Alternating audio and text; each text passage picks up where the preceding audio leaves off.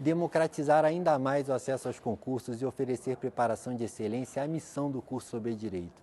O meu nome é William Ackerman, eu sou defensor público do Estado do Rio de Janeiro desde 2012, assessor de ministro do Supremo Tribunal Federal desde 2018 e coordenador do curso sobre Direito. Aqui no nosso canal, vocês terão acesso a aulas com os melhores professores do país. E nas nossas turmas, há ferramentas disruptivas para facilitar o seu caminho até a aprovação. Então deixe seu like, se inscreva no canal e não deixe de conferir no nosso site as nossas turmas com matrículas abertas e preços promocionais. Sobre condutas vedadas aos agentes públicos, coloquei aí na tela para vocês um conceito tirado do livro do Rodrigo Zílio. Ele bota, são espécies tipificadas de abuso de poder político que se manifestam através do desvirtuamento de recursos materiais, humanos, financeiros e de comunicação da administração pública. Pessoal, vou trazer a tela para mim aqui para ficar mais fácil de explicar, que eu quero que vocês tenham uma coisa em mente. A conduta vedada, as hipóteses de condutas vedadas, nada mais são do que espécies tipificadas de abuso de poder político. O que é o abuso de poder político? A gente acabou de falar. Quando há a utilização da máquina estatal para favorecer uma candidatura, para favorecer um partido político, um candidato, uma coligação. Né?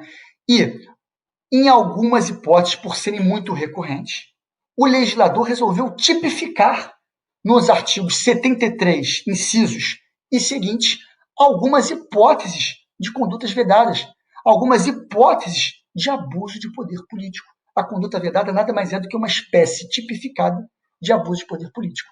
Qual o bem jurídico tutelado ali? É a isonomia entre os candidatos. Presume a lei que aquelas hipóteses de condutas vedadas, elas, se ocorrerem, elas desequilibram o pleito. Elas vão quebrar a isonomia entre os candidatos concorrentes, e isso não pode acontecer. O bem jurídico tutelado aqui, qual é? É a isonomia entre os candidatos concorrentes. Tranquilo, pessoal? Pessoal, olha só. Nas condutas vedadas, então, elas são combatidas por uma representação específica. Não é pela AGE, é por uma representação do artigo 73. Representação por conduta vedada. Tranquilo? Muito bem. Esse é o primeiro ponto que vocês têm que ficar atentos. Em caso de procedência, quais são as possibilidades de sanções? Ora, julgada procedente uma representação por conduta vedada, existe a possibilidade de sanção de multa, que tem previsão no 73, parágrafo 4º da Lei 9.504 de 97, e cassação do registro ou diploma, que tem previsão no artigo 73, parágrafo 5º da Lei 9.504 de 97. Então, essas são as sanções para todas as condutas vedadas que estão nos incisos do artigo 73 e no parágrafo 10, artigo 73, parágrafo 10, tudo da Lei 9.504 de 97. Tá? Para as condutas vedadas que estão previstas nos artigos 74, 75 e 77, a sanção única é cassação do registro e diploma. São só 3 condutas vedadas que têm essa sanção única de cassação do registro ou do diploma. Então, pessoal, é isso. Essas são as possibilidades de sanções. Tem inelegibilidade no caso de procedência de uma representação por conduta vedada? Não. Não há que se falar de inelegibilidade em caso de procedência. Tá?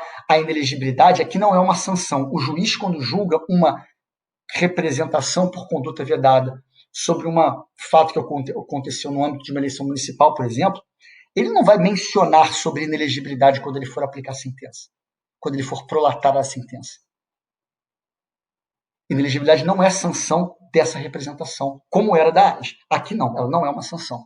No entanto, se essa representação por conduta vedada for julgada procedente, a inelegibilidade pode ser o quê? Um efeito anexo, um efeito secundário da procedência dessa representação. Ou seja, quem virou réu, que foi condenado nessa representação por conduta vedada, caso queira concorrer futuramente em um pleito eletivo, ele pode incidir na causa de inelegibilidade prevista no artigo 1º, inciso 1º, a linha J, caso tenha havido uma sanção nessa representação por conduta vedada de cassação do registro de diploma. Então, não é uma sanção direta, mas pode ser a inelegibilidade um efeito secundário decorrente da procedência do pedido nessa representação por conduta vedada.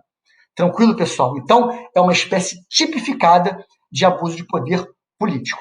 Chama atenção para um detalhe aqui que é importante, que para acontecer a procedência do pedido, né, e a aplicação da multa, basta a ocorrência daquele fato tipificado como conduta vedada. Ou seja, ocorreu aquele fato, pode julgar procedente a representação por conduta vedada e aplicar a multa.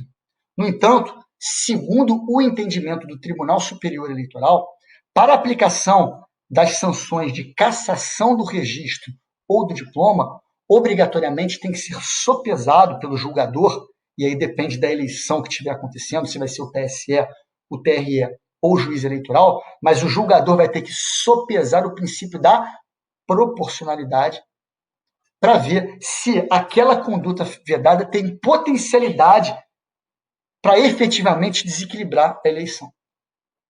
Se foi grave a ponto de afetar o equilíbrio daquele pleito.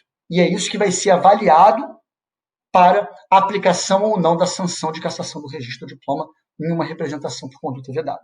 Tranquilo, pessoal? Só para exemplificar uma conduta vedada, eu vou trazer aqui uma para vocês, que está previsto no artigo 73, inciso 1º. Olha só.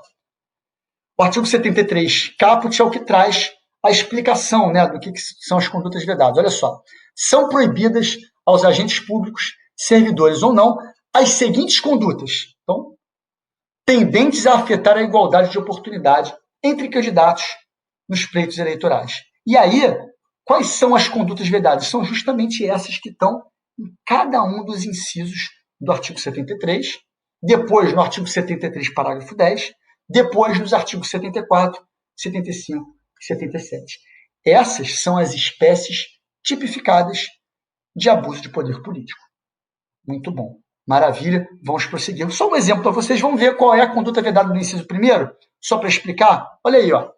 Ceder ou usar, em benefício de candidato, partido político ou coligação, bens móveis ou imóveis pertencentes à administração direta ou indireta da União, dos Estados, do Distrito Federal, dos territórios e dos municípios, ressalvada a realização da convenção partidária. Esse é um exemplo de uma conduta vedada, de uma conduta que vai desequilibrar o pleito. Veda-se aqui o quê? Ceder a cessão ou uso de bens móveis ou imóveis da administração em favor de uma candidatura. Botei aí, ó, tal restrição abrange bens móveis ou imóveis empregados na realização do serviço público. Citar um exemplo aqui. A gente sabe que é muito comum de policiais que se candidatam a cargos públicos eletivos. Não é isso? Não acontece muito? Pois é.